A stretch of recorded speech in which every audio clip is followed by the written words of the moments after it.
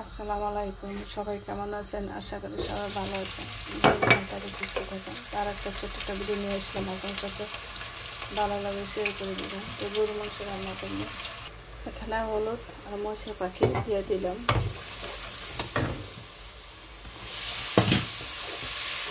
এখানে আদা রসুন জিরা বাটা আর কাঁচামরিচ দিয়ে দিলাম।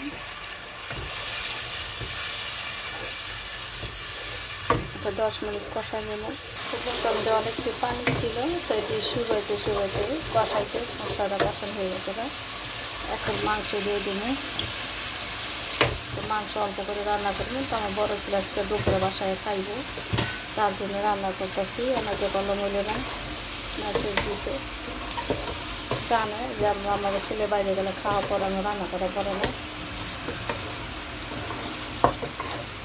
তো মাংসটাতে অনেক পানি উঠছে, তো পানিটা শুকাইব, মাংসটা সিদ্ধ হইব, পানিটা শুকাইব, এরপর আমি আলু দিয়ে দিব। তো মাংসটা অনেকক্ষণে কষাইলাম, আর একটু সিদ্ধ হইব। কষানোর মধ্যে মাংসটা অনেক স্বাদ পাওয়া যায়। এখানে আলুটি দিয়ে দিলাম, কারণ বাসা আলু খাওয়া করে বেশি, আর এটি নতুন আলু, এটির আরও স্বাদ। এখন পানি দিয়ে দেব। আলুটা বেশি কষাইতাম না, কারণ আলুটা বলে দেবে না। এখন গরম পানি দিয়ে দিলাম, বেশি দিব না, একটু দিলাম, কারণ আমার বাচ্চারা জল যে কম খায়, তার জন্য।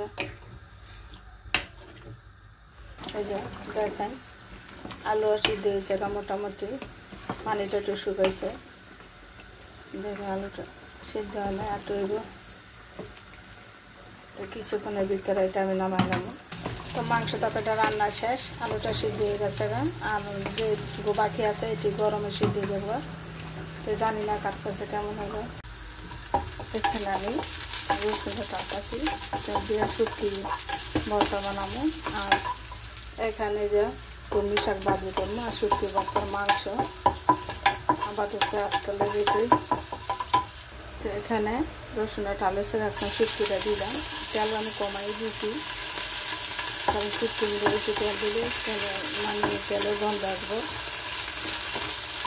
আমি পাতা দিয়ে অনেক শুটকি তেল দিয়েছিলাম, ওই যে খাওয়াইছে। তো এই বছর জানি না তেল করতে পারবো না, যে তেল কম দিয়ে যদি আমি শুটকিটা টালি একদম অনেক সুন্দর হয়, তেলের জ্বালা আসে না। আর একটু তেলের গন্ধ আছে, আমার বড় ছেলে খাইতে চান না, তেলের বাজে জিনিস কমন খান। আমার মরিচ বাটা আছে, আমি অনেকদিন মরিচ বাটা খেয়ে দিই, অনেকদিন পরে ওইটারে শুটকি যখন বাটা বানাই। মরিচ বাটা অনেক সময় লাগে, এই কারণে আমি একদিন সময় থাকলে আমি বক্স করে রাখি, পরে খালি শুটকি তেলে বাটা বানাই। আচ্ছা, কলমি শাক এখন রসুন দিয়ে দিলাম। এটা কলমি শাকটা বাগা দেবো, এটা বাগা দেওয়াতে আসলে আজকে রান্না শেষ। রসুনটা বাজা হয়ে গেছে, যে এখন অল্পই আরও আছে শাক, কারণ বাকি হলে মজা লাগে না। তাই শুধু দুপুরের জন্যই, এটা দুপুরে খাইয়ে আরও থাকবো। আমি দুপুরে খাবো, আর বিকালে খাবো না, এই কারণে অল্প করে নিলাম। কারণ মাংস তরকারি রান্না করছি, সবজি আছে, তারপরে শুটকির ভর্তা বানাইলাম, আবার কলমি শাক। আমরা অল্প করে খাওয়া পরে অনেক রান্না অনেক সময় থাকে, কিছু করার নাই। এখানে বেশি খাওয়া পড়ে না, আর গরমে আজকে 3 দিন ধরে প্রচুর গরম, তো রান্না খাওয়া কম। তো অনেক আপুরা বলে আপনি ইতালি থাকেন, ভিডিওটা বাইরে ভিডিও কম হয়, বাসার ভিডিও, রান্নার ভিডিও। তা আমার বেশিরভাগ বাইরে যাওয়া পড়ে না, কারণ বিজি থাকি। আমার ছেলে কাজ করে, একটা মেয়ে কলেজে পড়ে, ছোটো ছেলে আরেক স্কুলে পড়ে মিডিয়াতে। তো 3 জনে 3 জায়গায় যায়, যখন আর আসে খাওয়া দাওয়া করে, খাওয়া দাওয়া করে পড়ায় 4টা-5টা বাজে জায়গা। তো ছেলে মেয়ে বাইরে বাড়ে না, তো আমারও যাওয়া হয় না। তো এখন সামার পড়ছে, গরম, স্কুল ছুটি পড়ছে শুক্রবারতে। তো এখন দেখি কম বেশি ঘুরে হইবে। আর প্রচুর রোদ উঠে, আমার রোদ অনেক অসহ্য লাগে।